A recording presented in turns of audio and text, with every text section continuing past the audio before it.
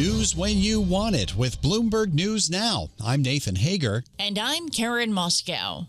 Karen, the ceasefire between the U.S. and Iran is set to expire in just 4 days. But President Trump is putting out an optimistic message that the war in the Middle East could wrap up even before that.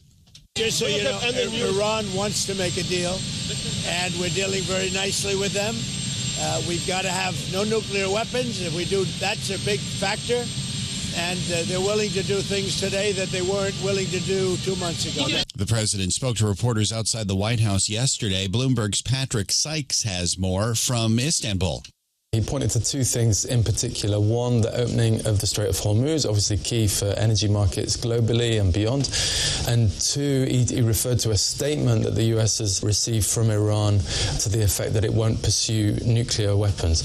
I think it's worth mentioning that both of those things were, of course, the case before the war 6 weeks ago. So I think it remains to be seen, are we talking about a return to a status quo or a kind of substantively new arrangement between those two longtime enemies? Bloomberg's Patrick Sykes reports President Trump says the two sides might meet again for direct talks this weekend.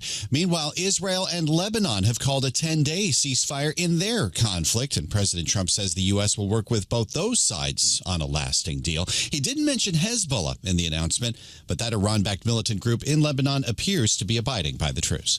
Well, Nathan, Bloomberg News has learned that some European and Gulf leaders believe securing a lasting U.S.-Iran peace deal could take around 6 months. We get more with Bloomberg Chief Europe correspondent Oliver Crook.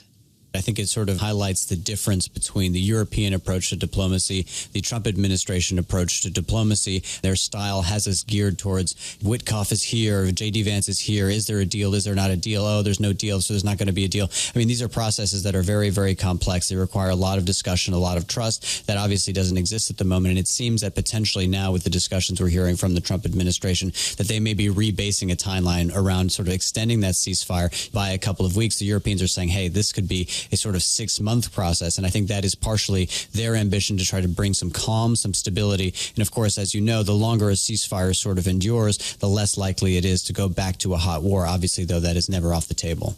Bloomberg's Oliver Crook says the leaders want the Strait of Hormuz opened immediately to restore energy flows. They're warning a global food crisis may develop if that doesn't happen by next month. Well, Karen, we're seeing oil drop this morning as the war nears its 50th day. Right now, West Texas Intermediate crude is down nearly 2.5% at $92.39 a barrel.